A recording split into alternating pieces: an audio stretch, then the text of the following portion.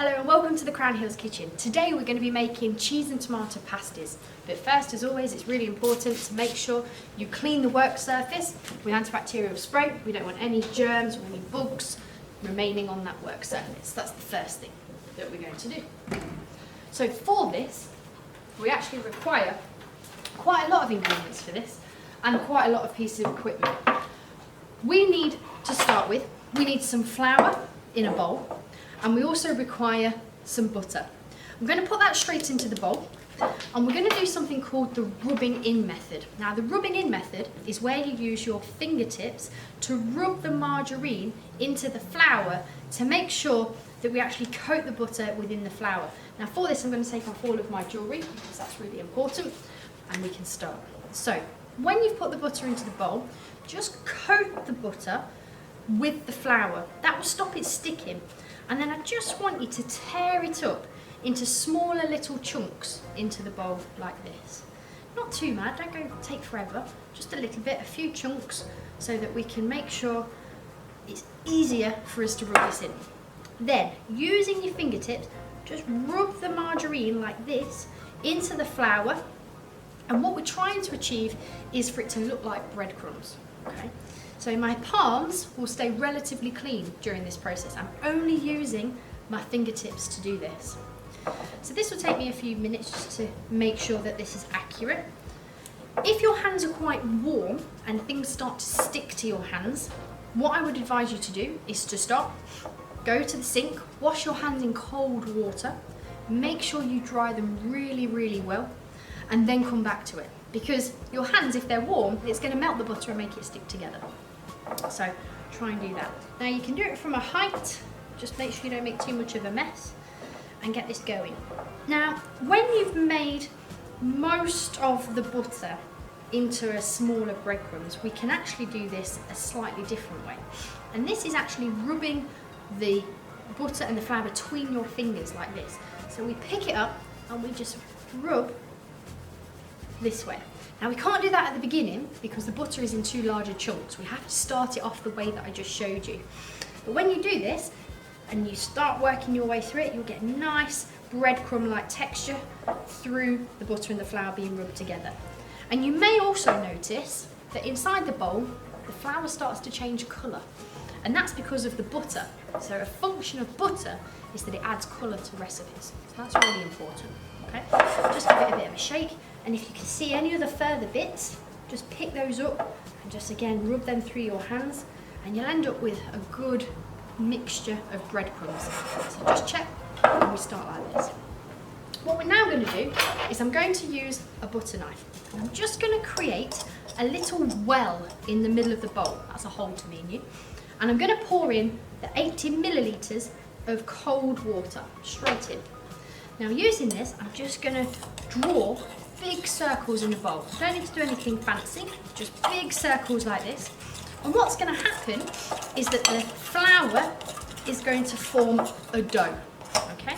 So when it starts to get a little bit tougher and it starts to stick together, okay, we can scrape that off because I don't need that right now. Get my hands and I'm going to form a dough with this, okay? The best way to do this is imagine you're cleaning the bowl. So imagine that the dough's a dishcloth and we're cleaning the bowl.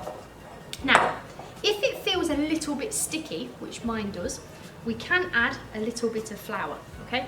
So I'm just going to put a little bit of flour in there and just coat that in. I'm just going to empty a little bit more in here because I need a little bit more. And that will stop it from sticking. And then we get a nice soft dough like this. Now this dough is incredibly soft. It's not like bread dough. We don't need to knead this for as long. Bread dough we have to knead for about 8 minutes, and that's to stretch and to develop the gluten. Within this, we don't need to do that, and it is really, really soft, okay? So we have to be really delicate with this, okay? So the first thing that we're gonna do, I'm just gonna smooth it off. So I'm just lightly kneading it. I'm not doing it as fast as I would do when I was doing bread. I just want to lightly knead it and make sure there's no bits. And if any does come off, just smooth it to the side of your table so that we know that this will be nice and soft. And what you're going to do is you're going to roll it into a sausage. That's the first thing you're going to do. Using that knife, we're going to cut it in half. What's wrong with that? Nothing, I don't need it in a minute, just keep it to one side. Don't chuck it away, I just don't need it. Now all I'm going to do here is I then require a rolling pin and my flour shaker. Now it's incredibly important that you keep your finger over the lid because they do have a tendency to fall off and you could end up looking like a ghost. So please make sure you hold it. We do need to use quite a bit of flour for this one. Okay, I think mine's running out slightly, but we need to use a little bit of flour. Make sure you flour the rolling pin, that's important as well. And just very gently roll and turn. Roll towards you. As you can see, that's sticking, so I need a little bit more. Roll and turn. Now I should be able to make sure it's movable on the work surface. If it's not movable, you've not got enough flour. So again, a bit more flour on there. Okay, we're going to roll it towards us and turn it. Roll, turn. And you can see I've got enough flour. Now, we need to make this as big as this piece of equipment here. Now this is called a pastry press, okay? Now, to know if it's the size of this circle, what we do is we hold the handles tight and just hover it over the top of the pastry. Now, I can see that that's bigger than the pastry press, so I know that I've got a big enough size. What you need to remember, this is really, really important, you must flour this pastry press, okay? If you don't, when we make it, it's going to stick and it's not going to come out, so that's really, really important. So we put plenty of flour on here and rub the flour into all of the creases, like this, okay?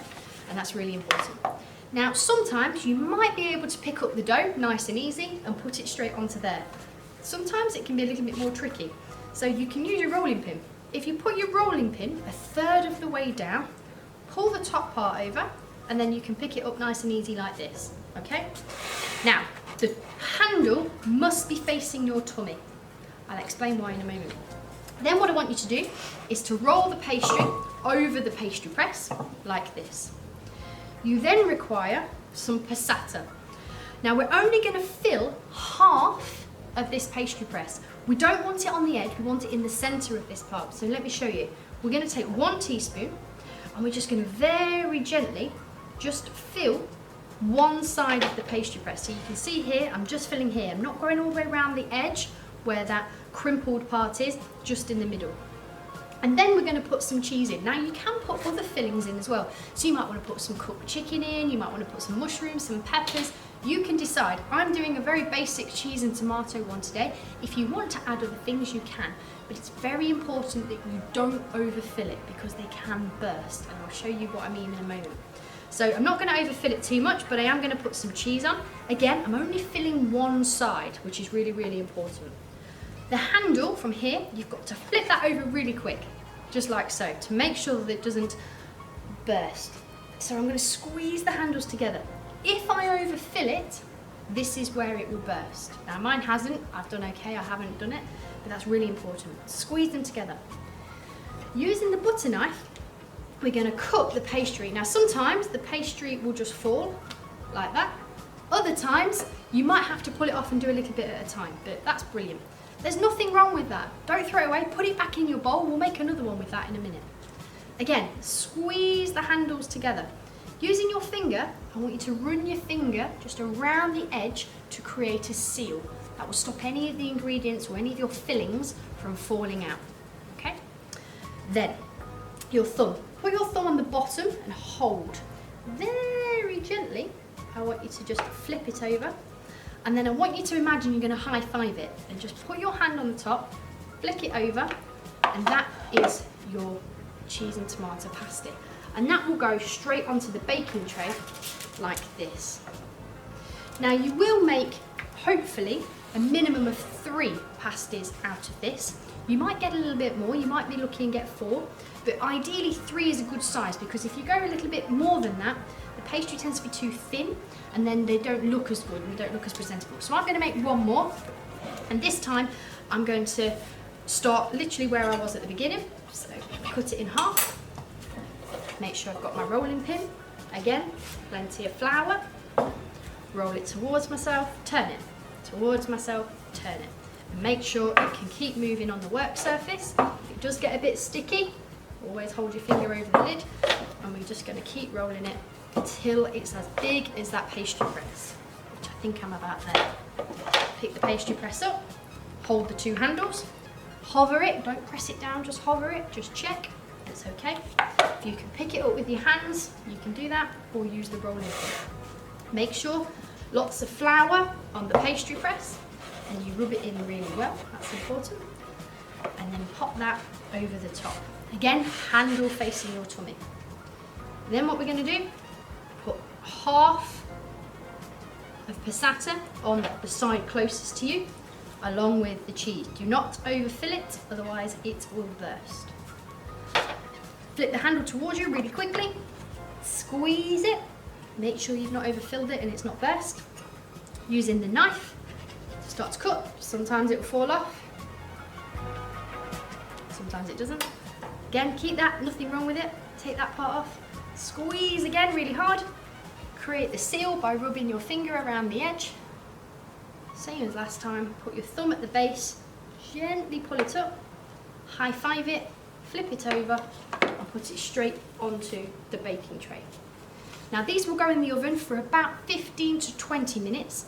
They'll go crispy and they'll go a little bit golden. And I'll show you the finished outcome at the end.